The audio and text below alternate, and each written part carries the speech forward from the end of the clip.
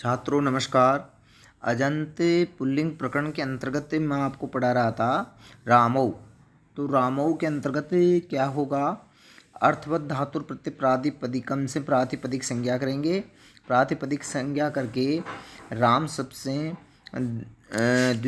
द्विवचन के अंतर्गत प्रथमा के द्विवचन में औ प्रत्यय लाएंगे।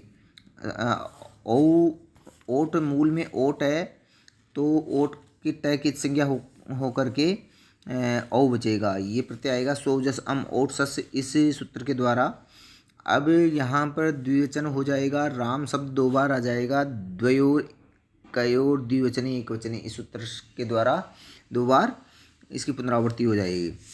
अब आगे सूत्र है, ये सूत्र है सरूपाणाम एक शेष एक विभक्तो। ये सूत्र कह रहा है कि एक शेष जो हमने राम शब्द को द्वित्व किया है वहाँ पर क्या होता है, एक शेष रहता है।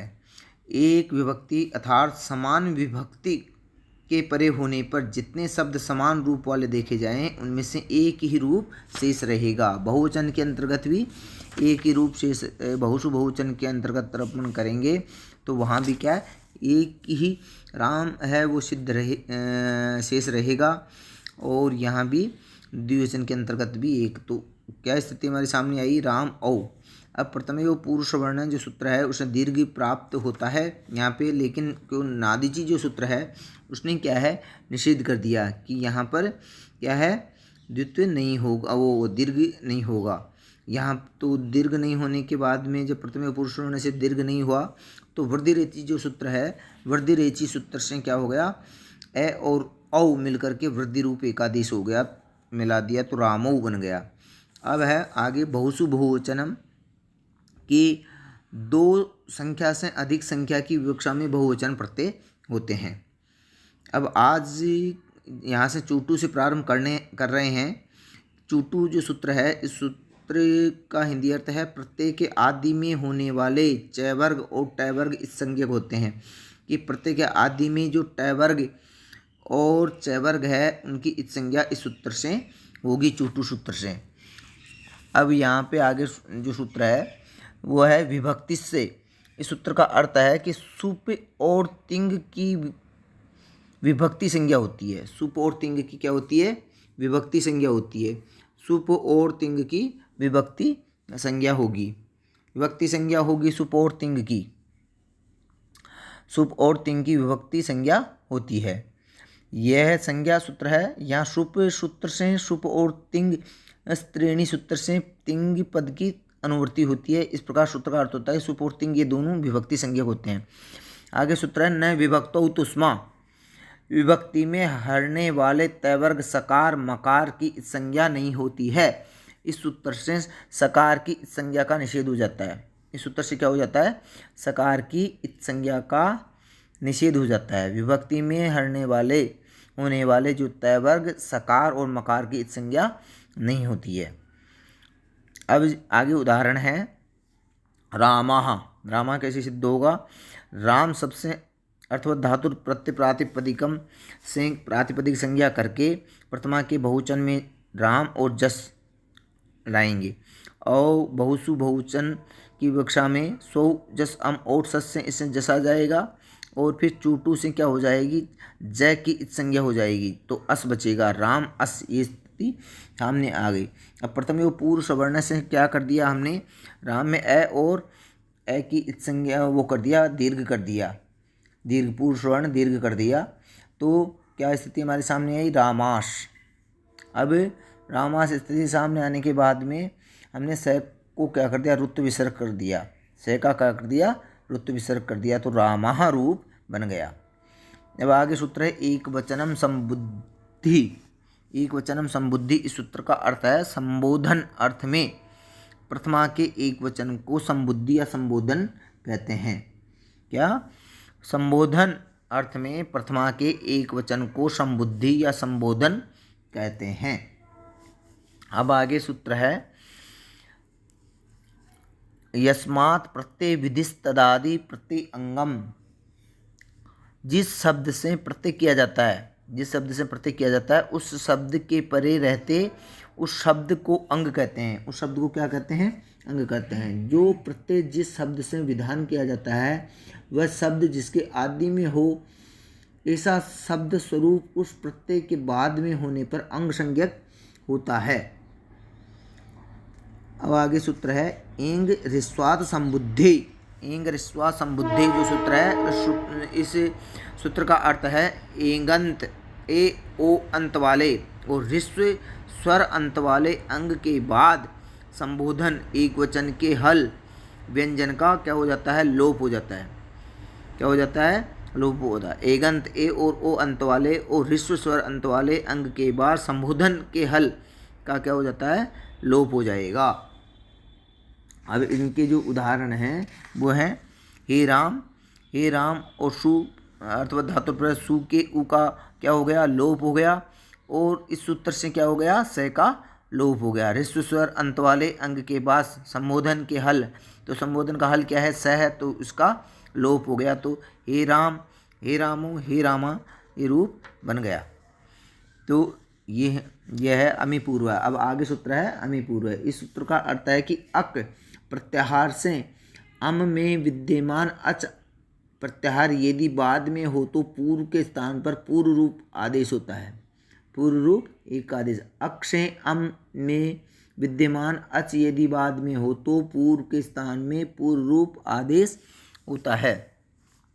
अर्थात अक ए ई उ री लृ के बाद अम का ए हो तो दोनों को पूर्व रूप एकादेश होता है। दोनों को क्या हो जाता है? पूर्व रूप एकादेश हो जाता है। जैसे उदाहरण है रामम। रामम के अंतर्गत क्या किया? प्रातिपदिक संज्ञा करके द्वितीय विभक्ति के एक वचन में स्वजस अम और सस्य अम प्रत्यय जो आया, हम प्रत्यय करने के बाद में राम में ए और ए बाद में है, तो ये सूत्र यहाँ पर लगता है अमीपूर्व है, तो इससे क्या हो गया? पूर्व रूप हो गया। ये सूत्र का कि अक से क्या है? अक से के बाद में अम का ए है, तो यहाँ पर अमीपूर्व से पूर्व रूप हो गया, तो रामम बन गया।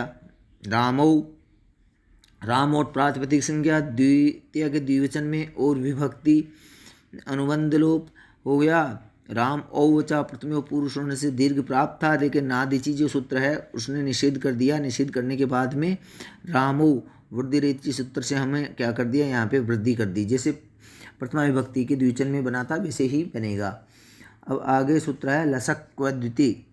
लसक व द्वितीय इस सूत्र का अर्थ है कि तद्धित प्रत्यय से भिन्न प्रत्यय के प्रारंभ के तद्धित प्रत्यय से भिन्न प्रत्यय के प्रारंभ के लय स और क वर्ग की क्या होती है? इच संज्ञा होती है। क्या होती है? तद्धित प्रत्यय से भिन्न प्रत्यय के प्रारंभ के लय और श लसक व द्वितीय और क वर्ग तद्धित प्रत्यय से भिन्न होना चाहिए, लेकिन इनकी क्या है? इच संज्ञा हो जाती है, अतः इनका लोप हो जाता है। अब आगे सूत्र आता है तस्मात् ससौ नपुंसी। इस सूत्र का अर्थ है कि पूर्व श्रवण दीर्घ के बाद सस के स को न हो जाता है पुल्लिंग में। पूर्व श्रवण दीर्घ के बाद जो सस है के स को क्या हो जाता है? न हो जाता है पुल्लिंग में। पुल्लिंग में क्या हो जाएगा? न हो जाएगा। अब आगे सूत्र आता है अट कुप्वांग नुम वे वाएपी। अट कुप्वांग नुम वे वाएपी ये सूत्र है। इस सूत्र का अर्थ है कि अट स्वर है और अंतस्थ आते हैं अट के अंतर्गत, ऐसे लेकर के ट तक। क वर्ग, प वर्ग, आंग और नुम ये एक या अनेक बीच में होंगे तो भी र और श के बाद न को क्या हो जाएगा? ण हो जाएगा। न को ण हो जाएगा। इस सूत्र का है कि अट प्रत्याहार क वर्ग, प वर्ग, आंग और नुम इनका या यथासंभव मिले हुए के व्यवधान रहने पर भी समान पद में रेप और शकार के बाद न को क्या हो जाएगा? नकार हो जाएगा। न को क्या हो जाएगा? नकार हो जाएगा। अब आगे सूत्र है पदांतस्य। पदांतस्य सूत्र का अर्थ क्या है कि पदांत के नकार को नकार नहीं होता। पद के अंत में जो नकार है उसको नकार नहीं होता है। अब इसका उदाहरण है रामान। राम शब्द से द्वितीय विभक्ति के बहुवचन में क्या आएगा? प्रातिपदिक संज्ञा पहले कर देंगे, अर्थवत धातु प्रत्यय प्रातिपदिकम से। प्रातिपदिक संज्ञा करने के बाद में द्वितीय के बहुवचन में सस प्रत्याहार करेंगे, सो जस अम ओट सूत्र से। फिर क्या करेंगे? अनुबंध लोप करेंगे। किससे करेंगे अनुबंध लोप? ससकाल अशक को द्वितीय से स का अनुबंध लोप कर देंगे तो अश बचेगा। अश बचने के बाद में क्या कर देंगे? राम और अश ये स्थिति हमारे सामने आती है। अब प्रथम एवं पूर्व समझने से क्या कर देंगे? दीर्घ कर देंगे, मिला देंगे तो रामाश बन जाएगा। अब तस्मात् चसो नपुंसी, इस सूत्र से क्या कर दिया? पद के अंत में जो स है, पद के अंत में जो स है, पूर्व स्वर्ण दीर्घ के बाद में सस का जो स है उसको क्या हो जाता है? न हो जाता है, और वो पुल्लिंग में ही होता है ओनली, तो इसको हमने न कर दिया तो रामान हो गया। अब रामान में णत्व प्राप्त था अटकुप्वांग नुम वाएपी सूत्र से। इस सूत्र से अटकुप्वांग नुम वाएपी सूत्र से क्या है? यहाँ पे क्या होना चाहिए था? न को नकार होना चाहिए था, लेकिन जो पदांत से सूत्र है उसने क्या है? निषेध कर दिया कि पद के अंतिम न कोण नहीं होगा, पद के अंतिम न कोण नहीं होगा, तो रामान रूप सिद्ध हो गया, ये सिद्धि सिद्ध हो गई। अब आगे सूत्र है टा नसी नसाम इन आच्यु। इस सूत्र का अर्थ है कि अकारांत शब्द के बाद टा को इन, नसी को आत और नस को क्या से होता है कि अकारांत शब्द के बाद टा जो तृतीय विभक्ति के एक वचन में आता है वो इन हो जाएगा।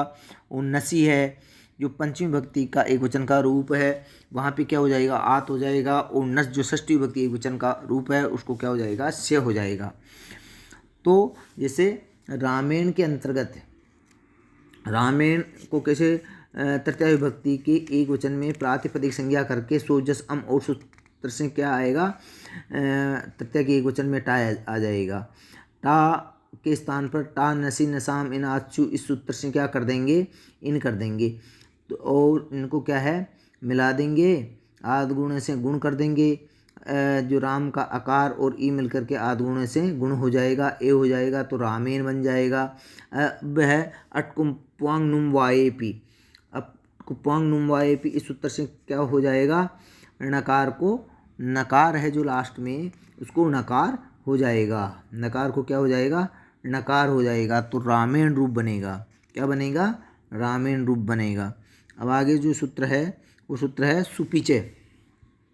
इस सूत्र का अर्थ है कि सुपीचे जो सूत्र है, इस सूत्र का अर्थ है अकारांत अंग को दीर्घ आ हो जाता है, अकारांत अंग को दीर्घ हो जाता है, बाद में ये अंतस्थ झ भय और वर्ग के पंचम से आरंभ होने वाले कोई सुप हो तो उसको क्या हो जाएगा?